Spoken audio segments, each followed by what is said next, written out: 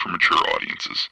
The views and opinions expressed are those of the panelists and do not reflect in any way those of the podcast partners, sponsors, or affiliates. Enjoy. Man, everybody keep talking about Regis Prograis. Man, take that weak ass shit up out of here. He can get it too. I'll beat the shit out of Buddy. No cap. So the blogs, y'all can send that all to him. I don't give a fuck. I'm right here with 1942. Off the 1942. I'll fuck Buddy up. Street nigga for real. They claiming to be something they not. I'm out here. I'm outside. I'm outside. I'll fuck Buddy up. Adrien, you a fucking clown, first off. Nobody take you serious in the boxing world. You shit water. You call me garbage while you below me. You shit water. And you ain't won a fight since Adrien Granados. And bitch, you barely won that. Look, talking all that shit. I'm gonna take care of my business first, what I gotta do. Then bitch, I wanna see you. Don't talk about you about to retire and all that shit. You want a brick and all that. No, bitch, you call me out. I want my round first. 2 minutes until showtime. Boxingvoice.com. What broke him down? Was it just the body punching? When I was hitting him with body punching, I heard him actually, he was crying in there.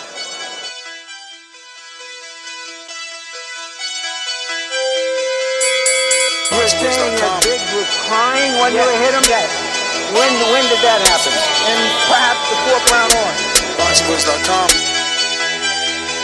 So that you knew you had him by that time. Absolutely, but I knew he was tough and taking those punches. Productions.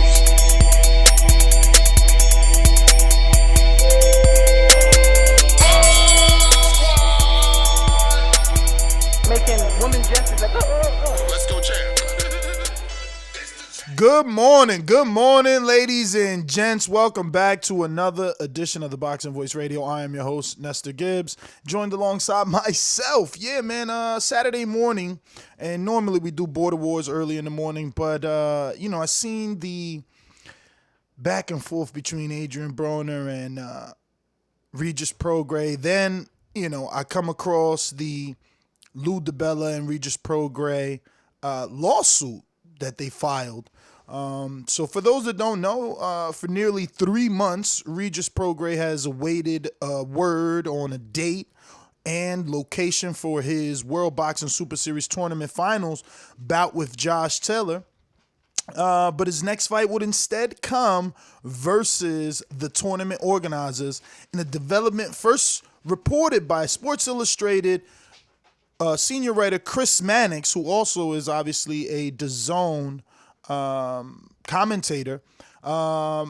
He let us know that Regis withdrew from the World Boxing Super Series and the super lightweight tournament. And, they filed a lawsuit in the federal court right here in New Jersey. So this is serious. I don't know how long it's going to sidetrack him, but the connection to Broner is, Lou obviously works with Al, still working with Al for Derevchenko. And, he has a relationship with Adrien Broner. And since we see the two back and forth and Showtime needs fights, I'm connecting these. Regis has been on Showtime numerous times. Broner's been on Showtime numerous times. This has been going on. If you do like an Instagram show, this has been going on since like 2017. When Regis Prograis won on Showbox, he called out Broner. He said, "I'm ready for the top dogs. Broner, I'm calling you out." Now, fast forward this week, Broner takes to his Instagram and he calls him garbage, and telling people to stop, telling him to fight him. So I think the story is building on its own. Like, we've seen PBC before, do their own version of PBC beefs and show us who's beefing with who on social media. And I think they use that as a gauge, to see what fights are hot, what fights are not. And I think this is a good fight. And not because I think Broner will be competitive, just because I think, like, Regis really doesn't like him. So it's gonna be something, that would be entertaining. I see Jemmy saying that World Boxer Super Series released something on Instagram. Let's go check that out and see what they got there. Uh-oh. If my dog is trying to tell me I got to take her out, we in trouble. We in trouble. Let me see. World Boxer Super Series. No, I guess I got to type the whole shit out. There we go. Damn.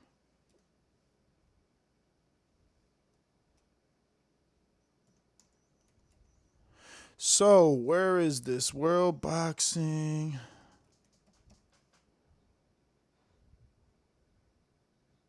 What is their handle? What the freak? I thought it was WBS. Oh, there it goes. World Boxing Super Series. Let's see. I don't see anything with Prograis face, but let's check their latest posts. Who you want? They're talking about Broner. The other one is a video with Broner. No. Let's see this one here. Nope. The stage is set. Nope. Jemmy, maybe you want to send us a link, champ. I don't see it out there for sure. They released a statement. I saw it on IG. I maybe saw it on someone else's IG. But yeah, man. I mean, these two obviously got that, beef, man. Like, we need to see this one right here. I think he'll bring the type of fight that we want to Broner. Mikey went in there and he let his hands go, but he won a decision. I think that Regis is gonna bring a fight to him, and Broner got some pop. We can't deny that Broner got some pop. He's banged with some big boys, so interesting to see. Interesting, and for Broner, this is a big name, and it'll be for a world title if he can get out of this, clean. But let me go ahead and screen share this and read what they got here. World Boxing Super Series statement. The WBSS emphasizes that all tournament fighters have fair contracts regarding their exclusive participation in the tournament. This is no different for Regis Prograis, and the World Boxing Super Series greatly values Regis' participation in the tournament. The litigation initiated by Prograis and DiBella Entertainment, Inc. in the New Jersey District Court is completely unfounded and without any basis in fact or in law. World Boxing Super Series strenuously denies that it violated any contractual obligations toward Regis Prograis or DiBella. The World Boxing Super Series enforced its tournament contracts in the past, and it will do so again with all resources available if needed. We look forward to the upcoming final super lightweight for Ali trophy between Regis and Josh Taylor, which promises to be a spectacular boxing event. But that's the thing. They look forward to it. Where's the date? Like, when is it happening? And, why hasn't it been announced? Like, the 140-pound division is hot right now, right? Like, coming off of the Maurice Hooker unification, it would have been the best thing to do is announce that fight. But instead, they announced their Inoue fight with, Nonito Donaire. So, if I am DiBella and I am, Regis Prograis, I'm worried myself. So I get it. I get why, they might have did this. Plus, they're not into waiting. Like, who wants to wait? Right now, boxing is so hot. Who wants to wait when TV broadcasters are paying you the way that they're paying you? Marlon So Icy Sims on a super chat says, I won my fight last night, moved to 6-0, 4 KOs, 126. Champ, man, we was just talking about you on a previous show, man. It's like, yo, how you gonna have that fight and not come on? Like, you was on the line the other day. I guess you was doing your road work because you didn't press one, but for the future, man, let us give you that interview, man. I mean, right before the fight. I get you, though. Rob Brandt was like that. He really didn't like interviewing until he actually did something. He said, I like to give you guys something to talk about, not talk about anything before it's actually done. But congratulations to Marlon. So Icy Sims got the win yesterday. Definitely happy for you, my friend. We're going to have you come do your victory lap right here on the show. But I don't know. September 28th, but Regis complained is what my mastermind Elms is saying in the chat, that there was a tentative date because, I receive all World Boxing Super Series press releases, and I didn't receive anything saying that there was a possibility of a date for Josh Taylor. Now, this could be industry rumors that Elms is picking up, but for Regis, he just doesn't want to sit out, and we should get behind the fighter. I know Elms particularly and UK fighters, UK viewers and boxing fans may think that this is a duck move. He doesn't want to fight Josh Taylor, allegedly, but he's just not cut from that cloth. I can't call this a date, a duck, knowing the caliber of person and fighter, that Regis is, right? So, I don't know. Interesting. But let me see. I'm being given a link. All right. So here's part of why Regis Prograis withdrew. All right. So The Athletic posted something here, and we got to screen share it. All right. So let's see what we got. Prograis told The Athletic, "I am the best 140-pounder in the world, and my goal remains the same, to become undisputed champion. I know my fans are disappointed, and I am. Trust me, I would much rather be preparing right now to fight Josh Taylor in the ring rather than getting ready for a battle in the courtroom." The junior welterweight unification bout between Prograis and Josh Taylor was penciled for October 5th in Manchester, England, The Athletic reported last month. However, the complaint states that Prograis and his promoter Lou DiBella weren't notified of that date until August 6th, 3 days after the deadline passed to establish a new escrow agreement. There you go. So, they were within their right, and they got frustrated with waiting. I mean, it's not like we haven't heard this before from the World Boxing Super Series. So, again, give you a date and then take it away.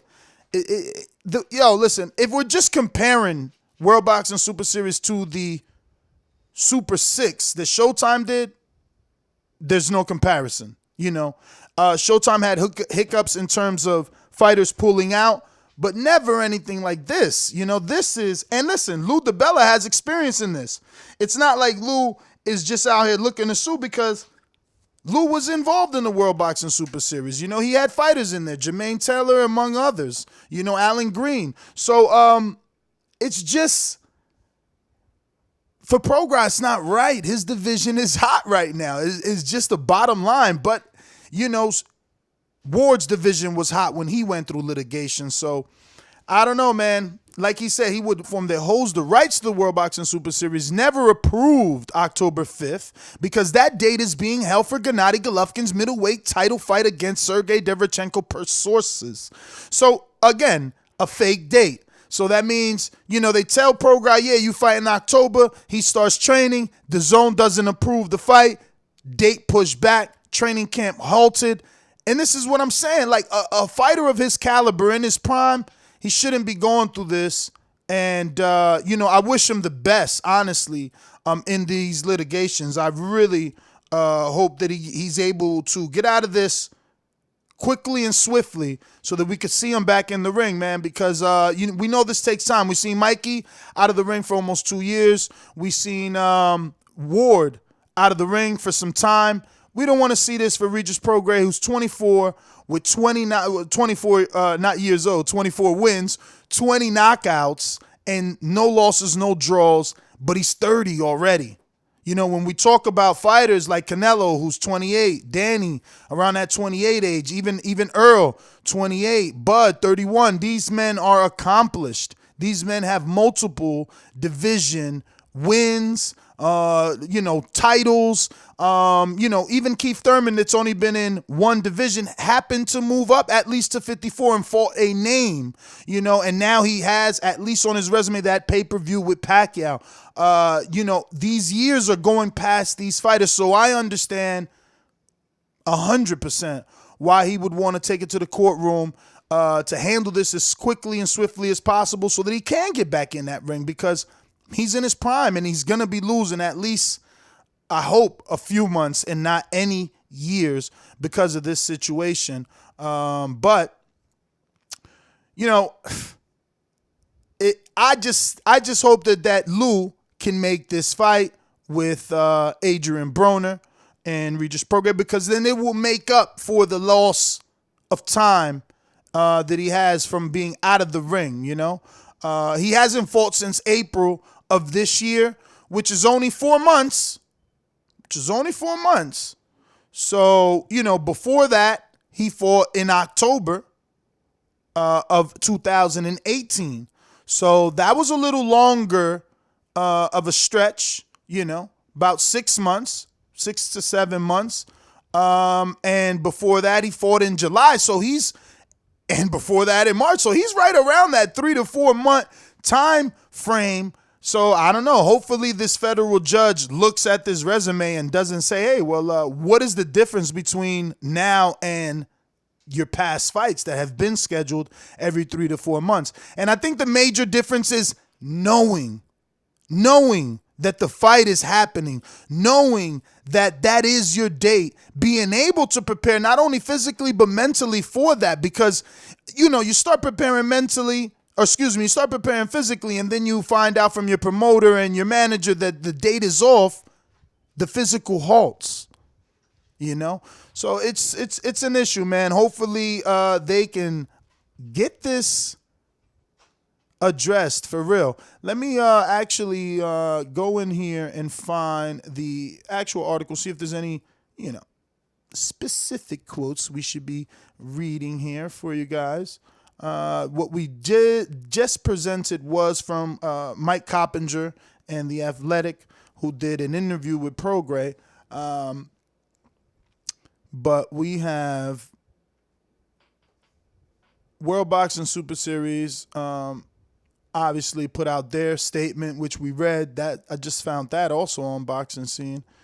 Let me see here. Yesterday's, where Prograis initially started this whole thing. Here we go.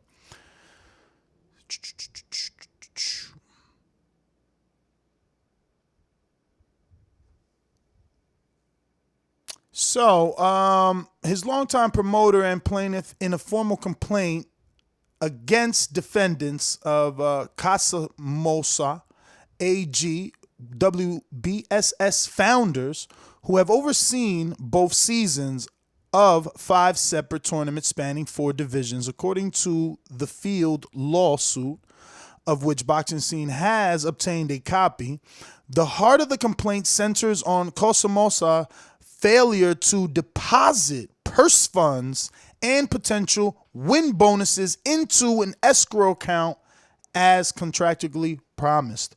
So that is the biggest issue. Again, if I got to fight in October and the deadline passed by 3 days to fulfill that escrow, you know, showing me my money's there for the bonus in case I win, showing me my purse is there, you know, so I could really get to start training and pay for camp expenses. But that went by 3 days. Now, maybe one will say, yo, you know, he could have talked to him and see what's what, right? He's been fighting every 3 months. Like, it's not like he had to wait and sit out. So I can see that. But also, if you're him and Lou, you're like, yo, we need out. We need to get the fuck out of this, yo. Like, we only getting a set amount. We not sure if it's going to happen. And right now, 140's hot. I got Broner calling me out. I got Ramirez that just unified. Dazn is interested. I need to go. So, again, I'm back in program. I'm always going back to fighter unless they're, you know, blatantly in the wrong. But he is, again, losing time off of his career. So, you know, what he wants to do is important. And I quote, Prograis and DBE, DiBella Entertainment, further informed Casamo that Prograis is withdrawing from the World Boxing Super Series effective immediately. With the withdrawal, Prograis also walks away from a potential $2 million payday had he defeated Scotland's Taylor. So that is, sorry about that. That is a lot of money. Let's just be real. So He didn't and Prograis didn't make any big paydays outside of, I guess, the Kyle O'Reilly, from being in the World Boxing Super Series. Remember, he never got to that level. He went from Showbox to this. So the checks, they ain't been coming in for long. So this is a move that I'm sure he thought out well, because it's not like he's swimming in the dough, and walking away from $2 million definitely had to take a lot of thinking, and I'm sure that has to do with whether or not that $2 million is actually going to be there, but we'll see. And I quote, plaintiffs further seek a declaration that DBE and Prograis are free of obligations to Cosimo or World Boxing Super Series and can pursue other opportunities in the sport. Prograis was guaranteed $700,000 for his final clash with Taylor, and for the winner to collect $1.3 million win bonus. Damn! Now that's nice. That's nice. How is the bonus bigger than the check? Wow, wow, wow. Now there you go. Now I can really see why he walked away, right? Like for Elms, who thinks he's ducking, it's like, yo, $700,000 to fight Josh Taylor. The bonus is huge. But I could get that guaranteed $2 million in a unification right now with Ramirez, or more, because it's 3 titles, right? So they'll probably offer him more. I don't know. But we're just throwing shit out. According to the plaintiff, or the complaint, Cosimo's Chris Meyer replied that such fight details would be finalized by no later than August 5th, which that came a revision to when the funds were due to be deposited into escrow account. DBE demanded the following breakdown for the potential $2 million purse. $500,000 on or before August 1st, 2019, 65 days before the final bout. $500,000 more August 12th, 54 days before the final bout, and then $1 million 31 days before the final bout. None of that was met. And you know what? If you're Lou, why wait? You already gave him a payment plan to put the $2 million into escrow. Like, that's insane. I highly, highly doubt that Showtime needs, a payment plan to put the funds in escrow. Like, if they paying somebody $2 million, they dropping $2 million in the bank.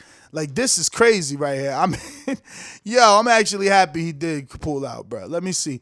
The later date was announced before the super lightweight, 300,000. What is this? Not only did Cosimo fail to honor the deadline, but didn't respond until August 6th, and with new proposal. By that point, another tournament bout had been announced, the bantamweight finals between the fellow titleists Inoue and Nonito Donaire. So here we go. So Lou sent them like, yo, what's up? You ain't hit the payment plan. And they didn't answer. They waited till August 6th, which is 5 days later.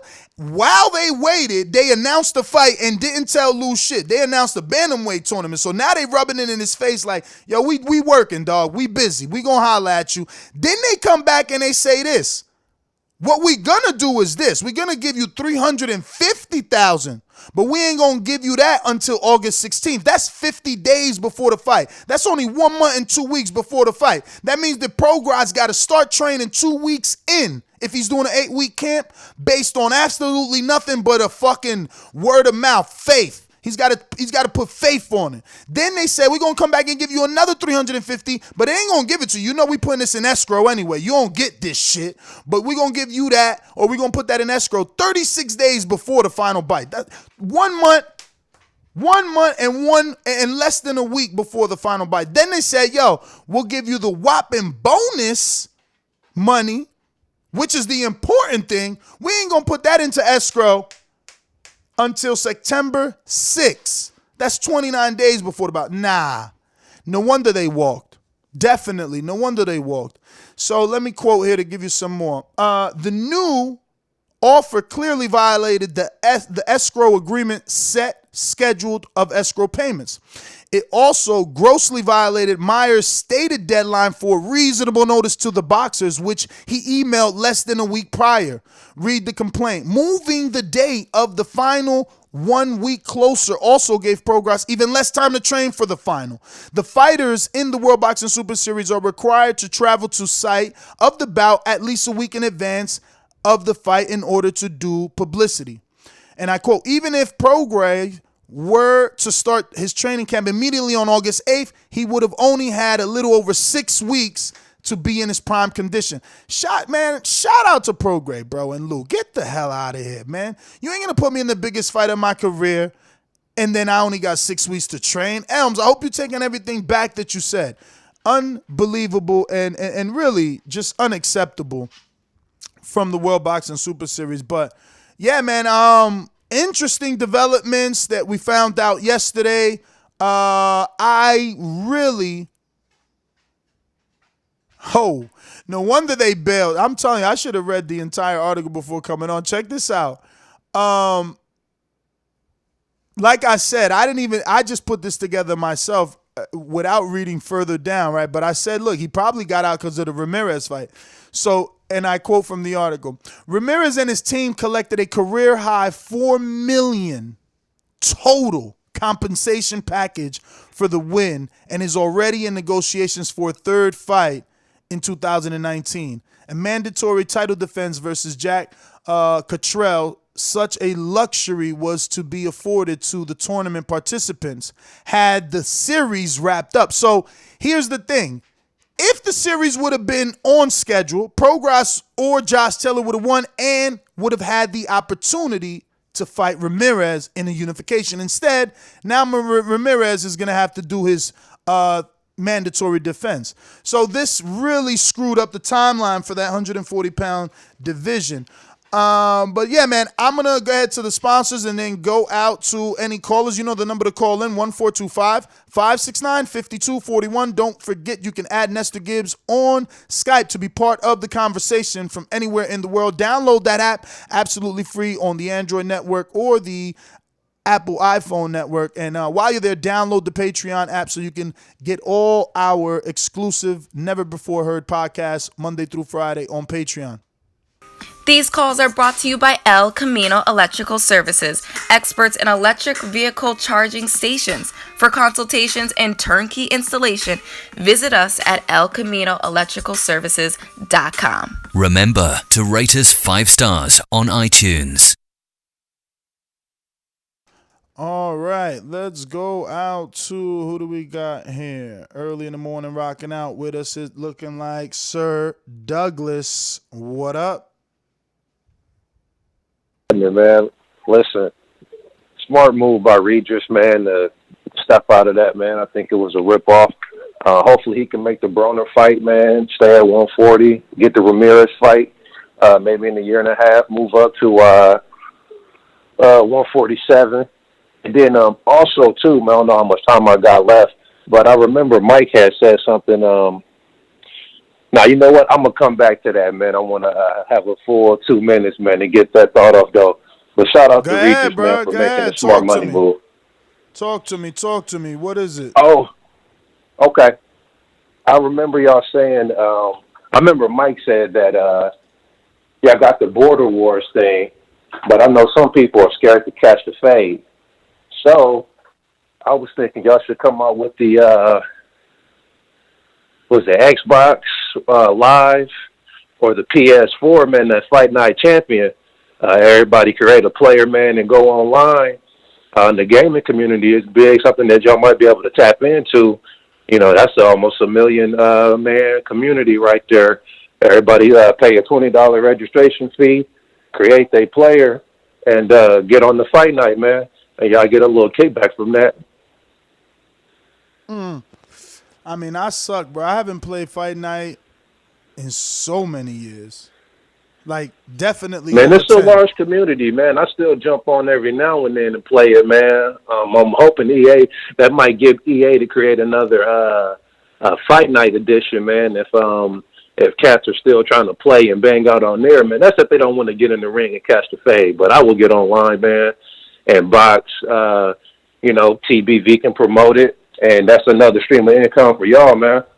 Definitely, man. Look, if the community wants it, we willing to do it. I mean, I would host it. I'm not good at that though. Like I haven't played that in over 10 years for sure.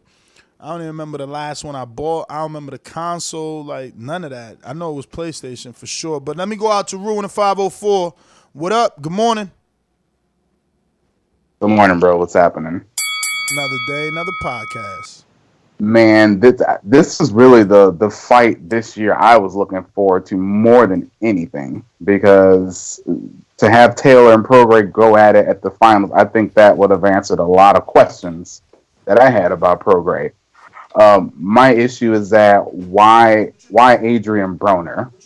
Why? I mean, I know there's been issues with payments. People have alleged they haven't gotten paid in this lawsuit, and it's a business. I understand, and I fully believe this is the last season of this tournament because of how it's been run. But could he still fight Josh Taylor outside of the tournament? I mean, that's to me. I think that would have been a better way to go. I mean, Adrien Broner, he at this point, it's just really a name. I mean, it gives him more cachet, but it doesn't prove anything for his skill. But that's my call. Yes and no. He could be the first to knock him out. No one's knocked him out. No one's dominated him outside of Mikey, which, it wasn't the domination that I'm looking for. I'm looking for Broner to be Maidona'd 1 through 12 or 90 seconds or sooner. You know what I'm saying? And, but even Prograis was right. I mean, his last win was Granados, and I don't even think he beat Granados. I mean, he's been done since Maidana. That's more reason for Prograis to get him out of there. We thought Pascal was done. Look what he done. But Rue, let me get out to our boomeranger. Boxingvoice.com. It's money to shit. 60 seconds. Ballin' like Swiss. Diamonds wet like a fish. Pull up with them sticks. Come fuck with the clique. We fucked on your bitch. She sucking the dick. I'm whipping the work. Hey yo, what's going on? It's your boy H Money, Mr. Dazn, the Boxing Voice 2019 Rookie of the Year. And Regis Prograis, undefeated world champion, definitely got the skills to pay the bills. Adrien Broner, who is currently on a losing streak. The guy has never stepped up to the plate and did great things in boxing. I mean, he is a four-time world champion in four different weight classes. Adrien Broner, but I mean, just his resume alone, we cannot name another fighter he beat for a world title other than Paulo Malignaggi. Ness, could you name a fighter that he beat for a world title other than Paulo Malignaggi? Could you do that for me? I want to say Ponce de Leon. I think Ponce de Leon, right? Nah, that wasn't for a title. That was on HBO when he first was coming up. That wasn't for a world title. You know what I mean? Adrien Broner never was a good fighter. He always drank alcohol. Floyd Mayweather called him an alcoholic. You know what I mean? He's definitely a bad role model for Tank Davis. That's why Tank has been missing weight, hanging out with Adrien Broner, who been stripped for a world title a couple of times. You know what I'm saying? Boxing is a sport that you got to take serious. You can't play this like basketball. You know what I'm saying? And Adrien Broner, he never took his craft seriousness. He's not a great fighter. And Regis Prograis will knock him out. Regis Prograis will be the first man to knock out Adrien Broner. Mark my words. Regis Prograis, definitely a great fighter. We in here. Great show, Ness. Great show. H Money, thanks for calling in. We're going out to Mastermind Elms. Talk to me in the UK. What's going on, Ness? Good morning over there. What up? What up? Yo, explain me this theory you got that you think this is a duck. Like, I can't even believe you think this man is cut from a duck cloth, bro. He don't even sound like that. It's politics. It's like it's for money. Like, think of it like this. The only two fighters that threatened to pull out this tournament in that weight division is Baranchik and now Regis. Both Lou DiBella managed fighters. At the end of the day, it makes sense. I get it money-wise. Like, you got Jose Ramirez over there getting paid more than you. You ain't got a contract with a $4 million, broadcast. That's crazy, yeah, bro. That's I know, crazy. I get it. I you get only the point, making like, $700,000 to fight somebody that's considered the best, somebody that's favored to win. Yeah. And that's your guarantee. And Jose got $4 million guarantee. That's crazy. And if you lose, you're gonna lose a lot of bargaining chips because like Josh Taylor is rumored to sign with Eddie Hearn. So I think as soon as the tournament finishes, he's gonna sign with Eddie Hearn for whatever money. And Prograis, he ain't got a big spot, like he ain't got a broadcaster in America. I think he's thinking about Top Rank and Jose Ramirez. And it makes sense because Jose Ramirez he got more belts, more money. He about to pull a Tyson Fury then. It's an easier fight. I get what he's doing, but I don't respect it because I want to see the winner of this tournament get that Ring Magazine belt, number 1 in the tournament, and go unify for undisputed against Jose Ramirez, who did say he's down for that.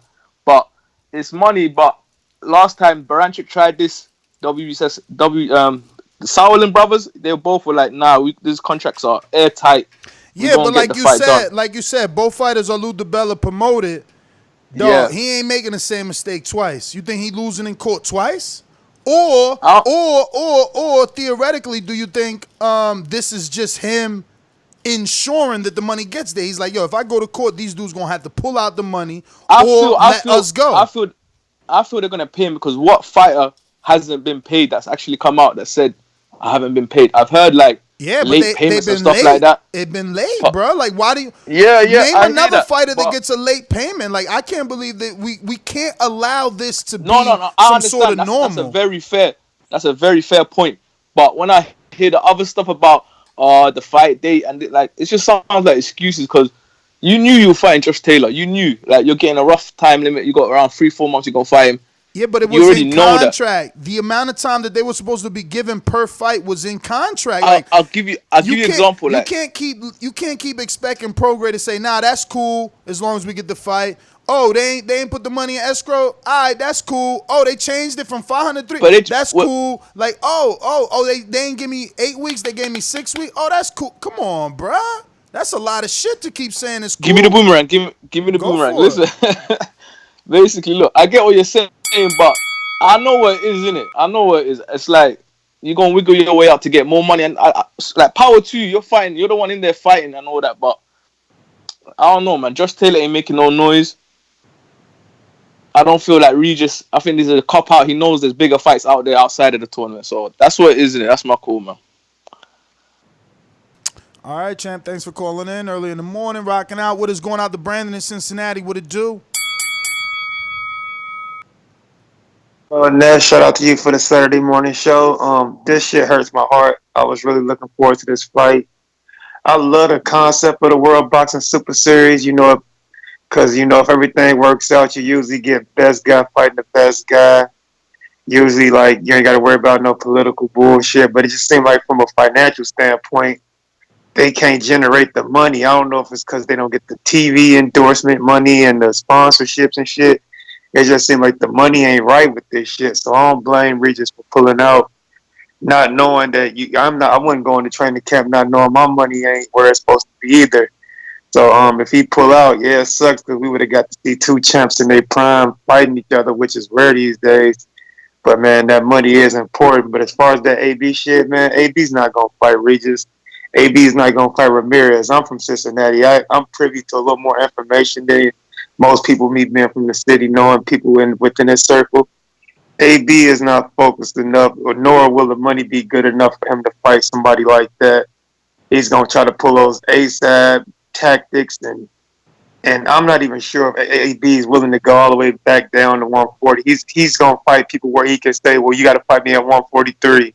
If he can't make 143 before the week before the fight, it's going to be one for like he did Granados. AB's not fighting nobody tough. He's going to fight red catches, and he might try to get the Figueroa fight back popping, but AB's finished, man.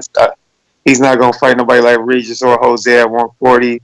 Let's just forget about that. As far as Regis, I think, money-wise, Dazn would probably offer him more money, but as far as if he wants the big fights at 140, Top Rank got a better stable for him. Like you said, Ramirez is over there.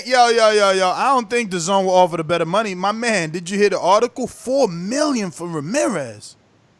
But that was from Dazn, right? That was Matchroom fight, right? That's what I'm saying. Shit, that was Matchroom fight. That's that what I'm saying. was on Dazn. Oh, so Regis really mad. He really mad. Yo, one unification is worth 4 million and the other's worth 700. Oh my God, I didn't even put together that was the same broadcaster. Man, yo, bruh, he need to retire. If he can't get out the contract, retire. Fuck it. That's the only way out. Only thing ESPN and Tyrant got is that he can fight, Ramirez, who's a big Mexican fighter. He can fight him out there in Cali. They sell out, do well. And the winner of that can possibly move up for a Crawford fight, which could be another big fight. So that's the perk of standing at the top rank. But as far as that guaranteed money, I think the zone will offer him some money. But ain't too many 4 million for them dudes. Wow. Brandon, man, thanks for calling in. Listen, this has been another one. This was a spontaneous show. We rocking out. I want to thank everyone that did. I'll be right back in a matter of minutes with the Border Wars Saturday morning show. Big news to talk about in the 154-pound division in Border Wars. I'm your host, Nestor Gibbs, Instagram and Twitter. Catch me on the next one. Don't forget to subscribe right here to the YouTube channel at youtube.com/Thaboxingvoice. Click that notification bell so you get notified when we go live with the next one in a matter of minutes.